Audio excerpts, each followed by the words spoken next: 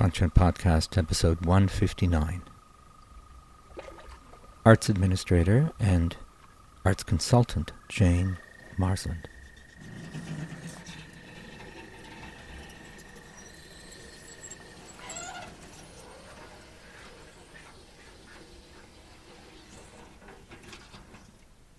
It's about balance. To move away from that perpetual growth mode it's to understand that it's like being on a tightrope. If you're love tightropes. If you're a tightrope walker, you can't stand still, because the minute you stand still, you'll fall off. So you have to move forwards or backwards. But there's no qualitative judgment about whether it's better to move forward or backward. Doesn't matter. You can. So I go. You can grow or you can shrink. It's balance. If you stay balanced, you'll survive, right? But this idea that every year you have to get bigger and bigger and bigger, which is, I think, the tragedy of our whole society. Like, that's why we're in this moment where if we don't change, then it will collapse. A colleague recommended that I invite Jane Marsland to a Conscient Podcast conversation. So I went to Jane's website and read about her interest in developing new approaches and methods of working to emphasize agile and adaptive organizational responses that are informed by knowledge of constant environmental change. Constant environmental change. Sounds like a good fit. So I contacted Jane and she kindly accepted to meet with me and have a conversation. Now, Jane utilizes a process of working with arts organizations that she has learned through many years of being affiliated with the Arts Action Research Group in New York. And Jane believes that each organization has a unique vision, point of view, and way of working. And I would agree. The challenge is to learn how to discover, understand, and reveal these unique qualities and processes. And you'll hear Jane talk about that. And it's quite enlightening. I asked Jane about art and ecology as well, and how she advises arts organizations on how to adapt to complex issues like climate change. Inevitably, I asked her about the end of the world as we know it, and I think you'll be enchanted by her responses. When I asked Jane what she was reading or seeing these days, she recommended 6 items. Climate Change and Other Small Talk, a series of short videos by Sunny Drake. Combining, a book by Nora Bateson. Dancing at the Edge, Competence, Culture, and Organization in the 21st Century by Maureen O'Hara and Graham Lester. 3 Horizons, The Patterning of Hope by Bill Sharp. Transformative Innovation, A Guide to Practice and Policy for System Transition by Graham Lester. And finally, Who Do We Choose to Be? Facing Reality, Claiming Leadership, Restoring Sanity by Margaret Wheatley.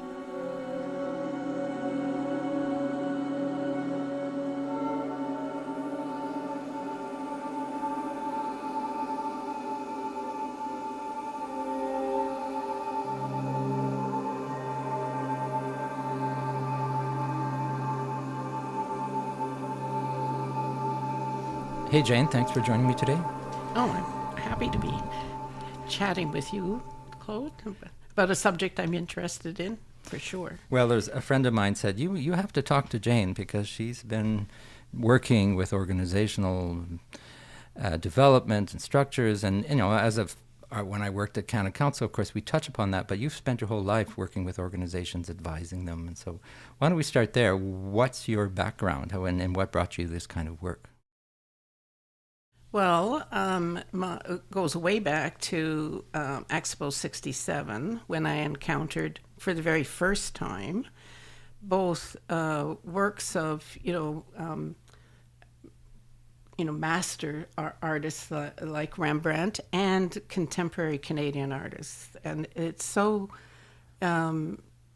completely changed my mind about what I wanted to be. I had such a pivotal experience in all those art shows that I thought, I'm going to work in the arts. No matter what, I'll find a way. And it took a little while. There was a nascent visual arts. It was the beginning in Montreal, because I stayed on in Montreal. I lived in Montreal till 74 and then came to Toronto. There was a nascent, the beginning of the, what do they call them? The artist-run centers. And then I came to Toronto and I got a job right away at the Ontario Arts Council in the visual arts office. In the days, I think it was 74, 75, when it was just a little shabby office with linoleum floors. And worked in the visual arts office for a number of years. And then I realized I wanted to be closer to the art and the artist. And so I left and started with Danny Grossman Dance Company. Now, modern dance was something I knew nothing about. And it's too long a story for here, but it was a very unusual beginning. He didn't even know I was working for him for a few days. But I went down to the studio and he was doing a little, she said, come and see the work, see how you relate to it. And it was a little showing in the studio of 3 pieces. And just like in the art galleries, I just went, oh my God, this is just absolutely everything that I feel connected to. There was the anti-war piece, Endangered Species. There was his, he even in those early days in 1980 was promoting the reality of like the homosexual rights to exist, to do their, to live and be part of society, and with a lot of humor. So it was nobody's business. And then another small piece that was really about the environment. And so I thought, well, definitely I'm safe. So I stayed 20 years. And sadly, he died the end of July, very suddenly, but we remained close all those years. So I've been very privileged to be able to work for my whole basic working life with artists, and spent so many years in galleries and theaters and with and talking to artists about things that are really important to their ability to create and bring their work forward into our society. And advise them about strategic plans and ways of governance, right, and all of those systems. Yes, that I do more now. I retired from Danny Grossman in 2000, and so for the last 24 years I've been working as a consultant. But even before I left, I had an incredible opportunity to meet two Americans, George Thorne and Ella McDaniel from Arts Action Research, who came and had a talk, I think in 1994. And it was, the title of the talk was using the artistic process as the operating paradigm of an arts organization. And it was another one of those moments where it was this blinding flash of how could I have not seen that? Because I had been, we were always told it was like this not-for-profit corporate structure, with the org charts and the hierarchy, and where was the art in any of it, right? Really. And them talking about using the artist's own creative artistic process as the way that you animated all the workflow and had a unified culture from the studio through the administration and in the board, the governance. That I just kept working with them, and that has led to the work that I really do now, which is trying to have really an ecological, an adaptive process that's aligned with, the ecological changes. Because all organisms, that's part of the problem. We've so separated ourselves from the way nature works and the way our universe works, that you have these linear and kind of regimented institutions and organizations that think there's perpetual growth and perpetual life, but it doesn't work that way. It's on a cycle of sort of being born and moving up slowly to becoming a more mature organism, but then gradually becoming not really fit to the environment you're in, because people forget the environment. You can't just keep pushing yourself forward in one phase and way of working, and the environment that you're in is changing, and then they become rigid and won't let go and either collapse or just become moribund. And by having an acknowledgement that death is important in a living ecology, because we're all in the same phase of birth and growth and death and rebirth. So when it could be programs, it could be the organization, whatever, some things have to be let go when conditions change, and some energy released back in to allow new things to come in. And that's the artistic process too, right? It just melded together so smoothly that I've just spent a lot of time reading, and outside of the arts, because I can't find a lot of things written about how those two cycles work together.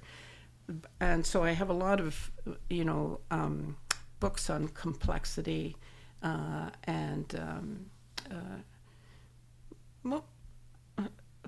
hard to believe it, even soil science. I studied soil science because I have a big allotment garden. I spend all my time, my spare time, in the soil, and I see such alignments with nature and the microbial structures, and how the small organisms work together to be healthy, and how that can even come up into how does like an arts organization thrive and be healthy.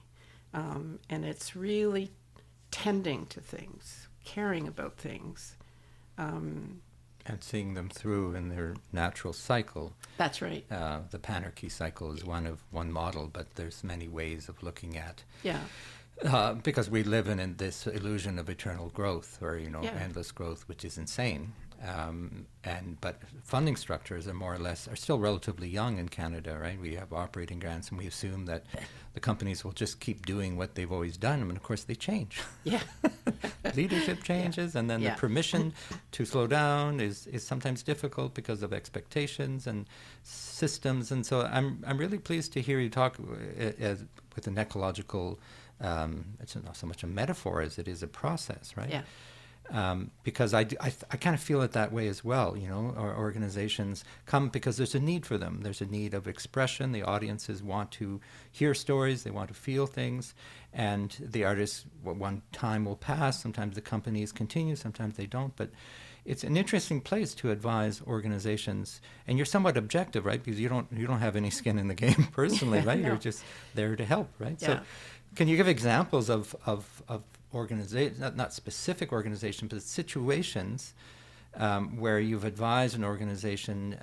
I'm interested in particular about the ecological crisis because it's already here, the climate emergency and other situations that are really problematic. Organizations have just recovered from COVID, right? And they're trying to figure out what's coming next. And unfortunately, what's coming is a challenging time. So how do you advise arts organizations?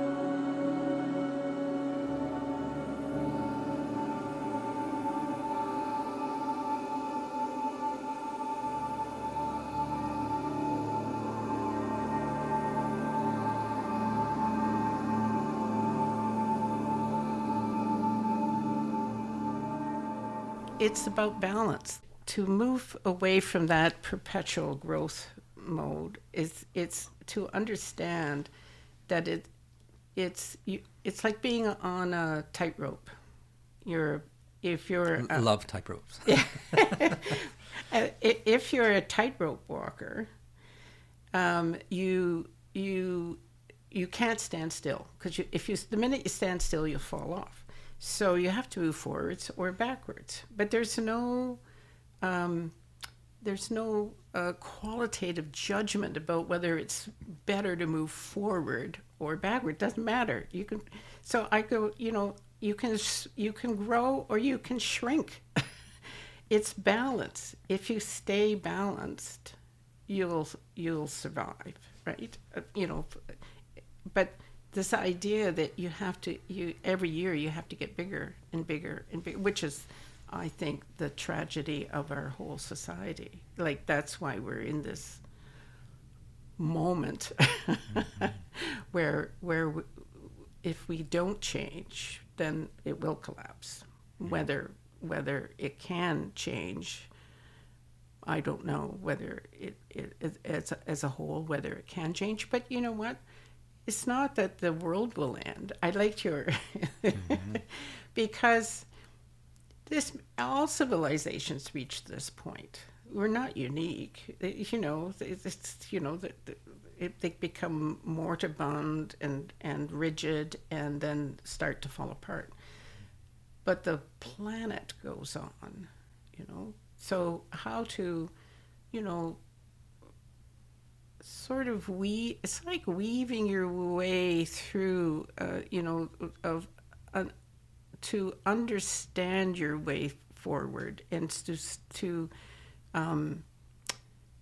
it's kind of like almost the way the old early wayfarers, navigating your way through to arrive at a destination. It might not be quite where you wanted to arrive, but you can still arrive somewhere. But it's always a process. It's not, you can't will it, and nor can you demand it, or it's literally that kind of trial and error and testing things. And that's why I'm so opposed to those 5-year plans where you think the future's unknowable. You don't know. We don't know what's going to happen in 5 years. I always was hoping for an example of why it was so useless to do these things. And then along came COVID, and I wasn't wanting such an extreme example. But, like as an example of panicky, that you could see how the tiny virus, because they're evolutionary little ecocycles so fast, they could just overwhelm all the nested, ecocycles just in a matter of month, go right up through it and like knock all of them. But gradually we then come back, right? We're starting to restore. Didn't diminish everything.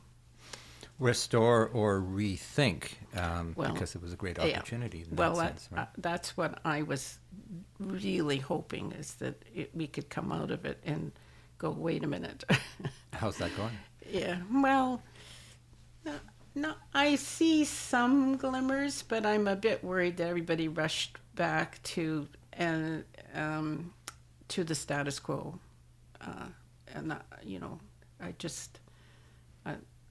I was hoping there'd be more time and thought into how to be different, and because I think by trying to stay very distinct little organisms and not be really a very tight community, because I think the only way forward in a healthy way is that it's about community. It's about community. It's about relationships, and reciprocal relationships. So if we don't start to really help each other, and help the art forms themselves, and really have a deeper relationship with the public. I know that art, in the performing arts in particular, it's been necessary to sell tickets, but I'm thinking, why don't we readjust some of that? Because I don't know of many theaters that make a lot of money in their total budget on their ticket sales. But how else can they have a relationship with the public, and what are they doing in their communities? It's like, are they getting out of the buildings? And I know that's a lot to ask. I understand having. That sounds like a lot of fun to me. Well, the thing is, it could be a lot of fun because if the community's behind you, then you're much in a much stronger place than if you're just seen as a show now and then. And it doesn't mean watering down the artistic content. Oh, it no. just means the public's relating differently. Yeah. Well, and the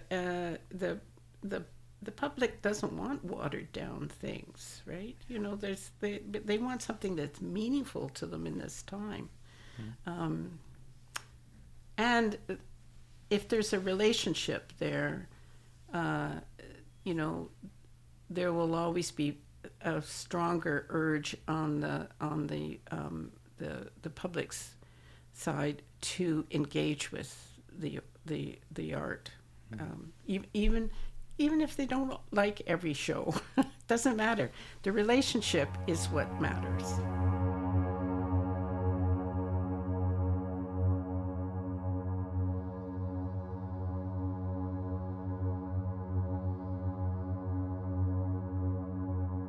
Well, given that we're in the end of a cycle of some kind, the world as we know it is changing dramatically, and we're going to a difficult period.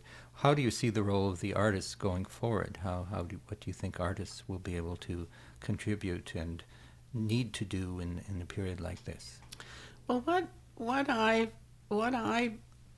started to really believe is that it's the artistic process that needs to be disseminated as well as the work, right?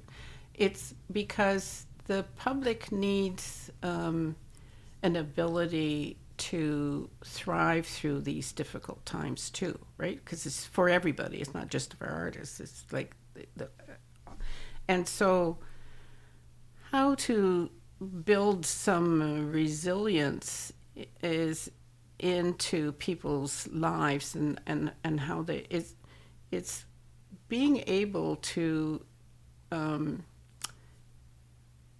figure your way out of a problem, and the way that an artist does when they set themselves a problem or an idea, and with imagination and discipline and curiosity and collaboration, they move forward. Gradually something emerges. They build something. They test it out. They rehearse it, and then they put it on for a public. It might not be quite the way they really wanted it, but they still put it up on the day they said they were going to put it up. That process is what all human beings need. And our schools don't provide that. I've been on, like, it's very seldom that I see young people who are not thriving. They have no idea about the creative process. The young people that I do see thriving have all been in some kind of program that artists have been running on the side or some of those artists do that for their work, to provide that for them. And I just see a huge difference in their confidence, in their ability to move forward into their lives. So I don't feel that the creative process or the artistic process has been championed enough by the society at large. Like, it's kind of, really lots of people, people even who are on boards always sort of think the artists, you just go and work in the studio and do your thing. We'll take care of everything else. That kind of. But is that enough in a world on fire, when there are the kinds of challenges of flooding and fires and homelessness, and how can the artist have a conventional relationship to audience when there's all these needs around us? And maybe we need artists more than ever. Yeah, that's what I'm saying. We need artists more than ever, so that when there is like to stop, stop the if when you look at like when they go back to rebuilding after floods, or they go back to the same way. They don't. If they had a number of artists working with them in those processes and working with the community, I swear they come up with a lot better ideas. I mean, I haven't seen examples, but I have total confidence that would happen. Citizens brought together, facilitated by artists, I think to me is the only way we're going to get out of a lot of this and start to move towards a better future.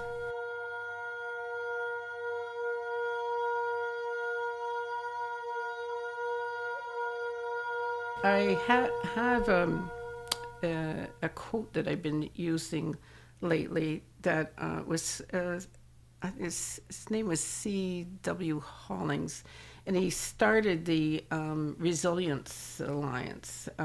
He's a scientist, and I think for the work that's happening is that we have to do is it's a paradox. He said that something along the lines that the fundamental paradox of our times is that change is essential, and yet stability is necessary. And I go, that is, so how, again, it's another form of, how do you balance things so you are perpetually under change, but just keep enough stability so that you can keep moving forward and change. Well, back to the tightrope metaphor, the Yeah. gesturing towards decolonial futures, which is a collective in BC. They use the tightrope as a metaphor for trying to find the balance between hope and hopelessness, and different Right. Yeah.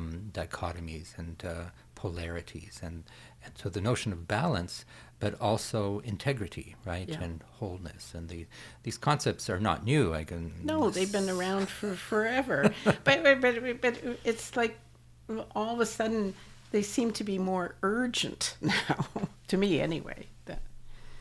urgent, and they've been inhibited, I think, by the way that we've been trained. Yeah. When we were talking earlier about endless growth, we take that as a given, that we need to grow our budgets and grow and grow and grow, and we can grow culturally, we can grow intellectually, but physically, and in terms of the sort of longevity.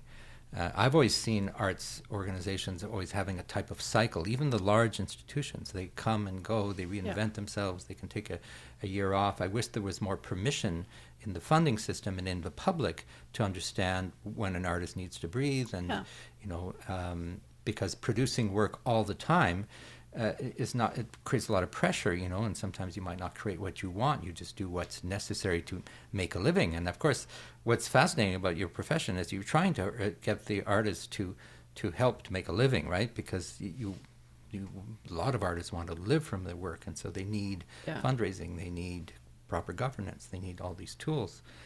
And what's happening in Canada now is that there's tools like the Creative Green tools, which are to help organizations measure their carbon footprint. So the responsibility of any organization, including arts organizations, to be good corporate citizens in terms of environmental practices is increasing. But the artists are also doing it through their work. So there's always a combination of walk your talk, yes, operationally, try to keep it as green as possible, but also use the power of art to not only transmit a message, but to continue that age-old tradition of using the arts to touch our hearts, to touch our souls, if you want to use that language, in ways that are so transformative that we come out of a show and we say, what happened to me? I'm a different person. Well, because you experienced something that is so deep. And maybe you were just waiting for that to come reach you. And that's why I like your idea of the public reaching into the arts organizations and conversing with them and saying, well, you know what, I would love to have this in my community or that, that dialogue is really important. It is. It's. I think it's critical because it's. You don't want the artists set aside on a pedestal that they only interact with now and then when they go to a show, right? It's like, I think they should be involved in deeply in the community. And I'm saying they're busy working a lot of the time, but at other times, so is everybody else who's, deeply engaged in their community. And I know that there are lots of artists who are, they're artists who work for social change, right? They're already there. But I think that, I would like to see when I take, during the pandemic, I was able to, the one good thing was when, Zoom came into our lives, and then I was around the world from here. And the Presencing Institute, the Otto Scharmer, the Theory U, they ran these large worldwide Zoom events called Gaia. And it was on the environment, and it was just like unbelievable, the opportunities to, thousands of people online at once. I don't know, I guess MIT has a pretty fancy Zoom situation, but I didn't see many artists, because you would be in small group sessions with Indonesian indigenous people and somebody from Paraguay, and then somebody all over the place. But I kept looking for artists, and I didn't. I'm not saying there weren't any, but it just, because their voice, it's their voice that you need in many of those, because they can, open up the imaginations of people. These were really committed people to, making environmental change that's one of the things I would like to see if I can provoke a little bit in my conversations with artists. Like, why aren't they involved in that? I mean, maybe you see more than I do. I don't see a lot.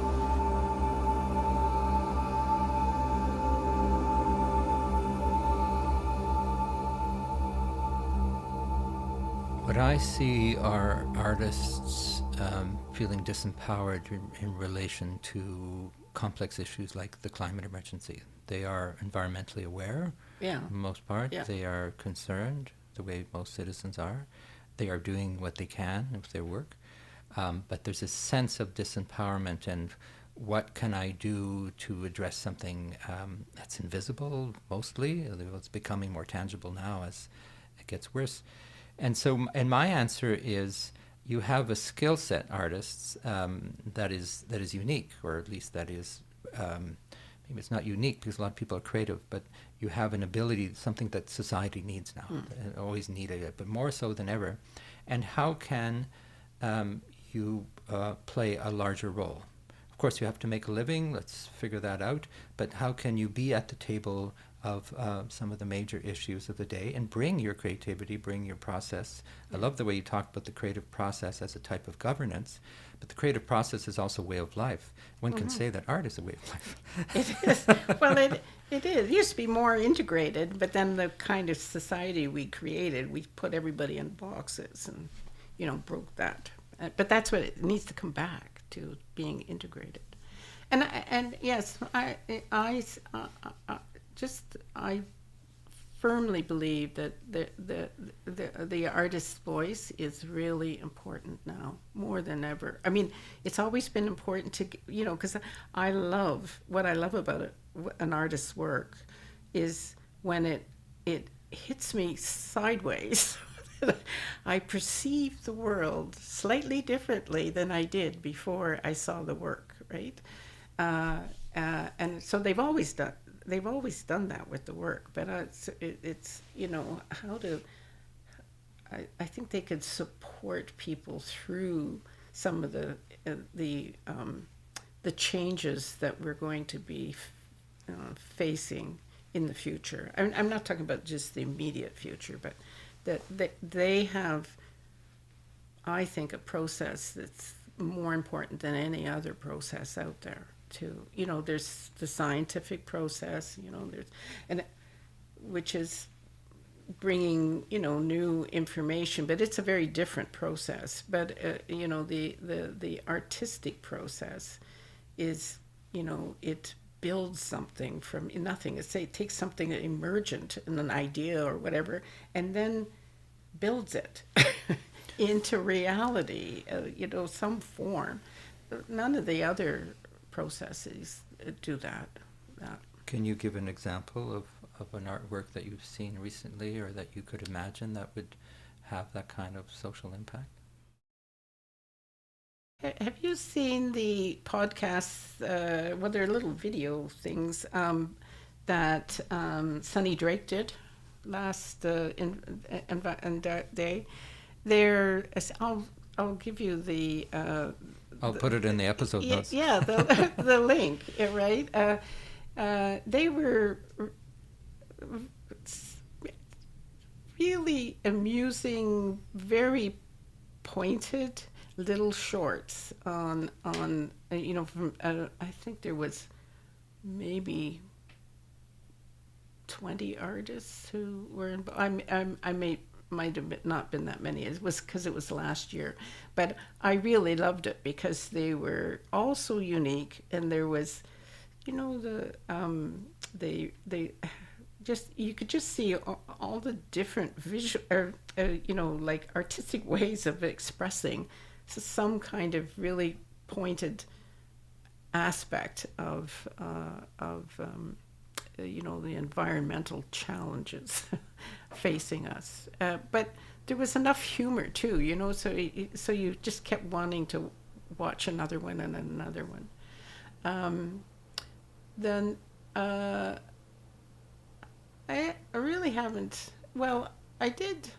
Funnily enough, a few years ago. Well, I guess it wasn't really an environmental. Trying to think. I know that Danny did one but that was about, 25 years ago. Was one of his last pieces because that was really starting to, weigh on him. And what was the artist's role in bringing some of those ideas forward? But and I go see a lot of work, but I can't think of one that was. I mean, sort of, like on the periphery things around the environment, but I guess you're talking about potential, and of course, artists have a lot of issues to deal with, right? There's many social issues which are sometimes the cause of the issues that we're facing now in terms of environment, disconnection, and colonization, and I guess what I find fascinating with artists and also those who support the arts is that dialogue and that exchange of expertise. So if you have, say, an arts consultant or an advisor who can give the artist a bit of a larger view. Have you read this book? Have you thought about this? This is a governance model that could be helpful to you to improve your artistic process, and that kind of holistic approach to arts planning, arts management, is healthy. And I think of the community arts sector where there's so much good process, right? Yes. There's so much engagement and. Well, and what they, often, with the community arts or community engaged artists, they go out into the community and then they talk to people about what are the issues that are, you want to explore in a creative way. And, and obviously environment, now that you mention it, it's the composer Juliet Palmer does them on, because I've gone on the river, on the in the harbor, the Don River. I think she did some. Or was it the Humber? Oh, pretty sure. Anyway, yes, but they're more like those community engaged pieces to bring people together around things. But and yet they're still very powerful. Ruth Howard's another one who does a lot of that. But but I'm just trying to think if I've seen a theater piece, or I think I think I didn't see it because I'm recovering from my knee replacement, although it's not keeping me out of the theaters now. But there was a couple of pieces. I think of the Torque series at Harbourfront that some artists looked to me like they were addressing some of the environmental issues. But well, we're going to wrap up soon. I'm interested at the end of each of our conversations, I ask my guests if there's something they're reading or seeing or thinking about that they'd like to share with our listeners as a reference or a recommendation. Well, the one book that it's a little dense, but it's Nora Bateson, who is the daughter of Margaret Mead and Gregory Bateson. It's it's almost impossible to describe, but I think an artist would really like it because you can start anywhere. I just opened it to page 9. It says, "Do something." You don't do a thing in a living system and get the direct result you may have hoped for. You cannot fix the parts to fix the whole as you can with a machine. And then you can just pick it up anywhere, and she's got some poetry. And it has a lot of ecological things, that it's dealing with, the end of the world. Oh, even words to be careful with.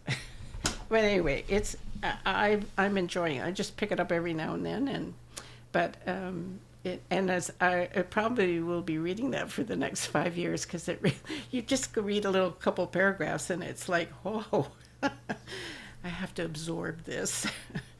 And then the other person that I've always found really inspiring is Margaret Wheatley.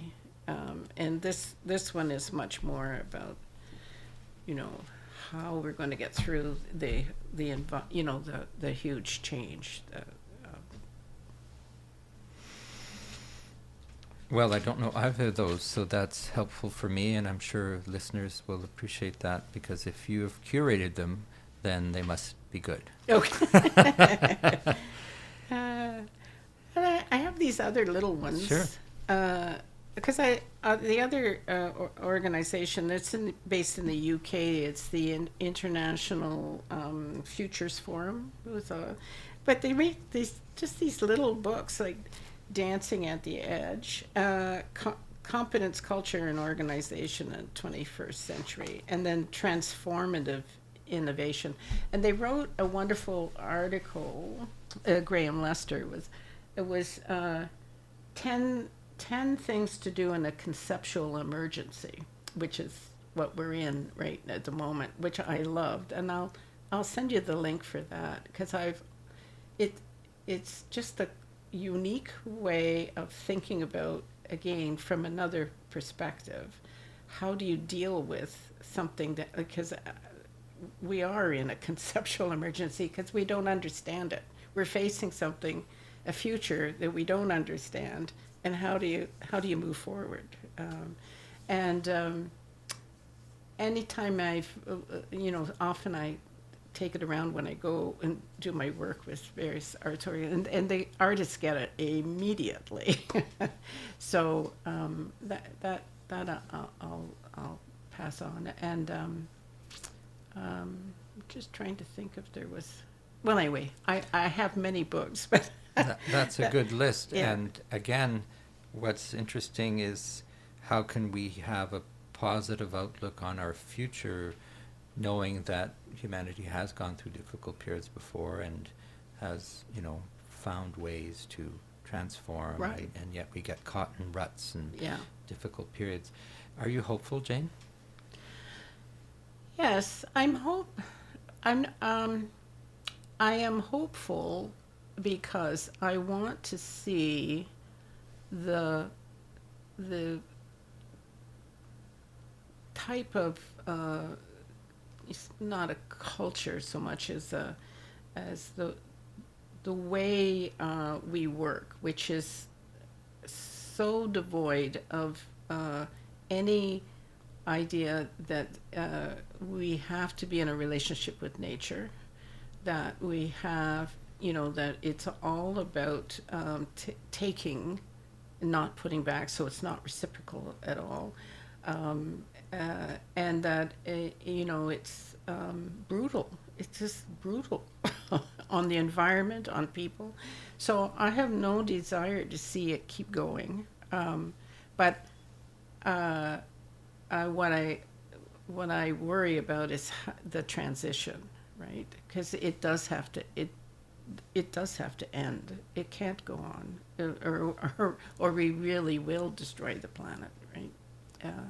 So, you know what? There's lots of creative people, and I just hope they could, come together in some more formal ways to really, I don't have a lot of hope in governments because they seem to have, I don't know, fallen into this trap of, like dueling oppositions, rather than like citizens' councils coming together, people who care, and they're where it's facilitated, so that they can talk together. Because because we all want something to work for each other and for the planet. So that's what I have. That's what I have hope for. Because when I do participate in something like that, I see it work. It's like just liberating to see how people who might be polar opposites when they get in, when they're asked to say why they care about something, then all of a sudden there's a place to start, to start to talk. Common ground. Well, it sounds like you're calling for a revolution to me. Well, I've always been calling for my entire life. So it's, I'm still here. Well, thank you for your, many gifts to the arts community in Canada and beyond. I've heard so many good things about your work as an advisor and as an administrator and as a, somebody, a resource to the community. So thank you for that. Well, thank you. And it's nice to know, but you know what? It's just a wonderful part of my life, having spent 50 years working in the arts sector. Like I wouldn't have ever changed it ever, and I'm still sticking in and working as long as I can to just there's just always new things that are coming up that like I feel like I can help with a little bit. And there's some incredible young people coming into the field too. That's where my hope is, really. When I meet some of them, I go, oh my God, I wasn't that brilliant at that age. So I have that. That's where my hope is. Good. Well, thank you very much. Okay.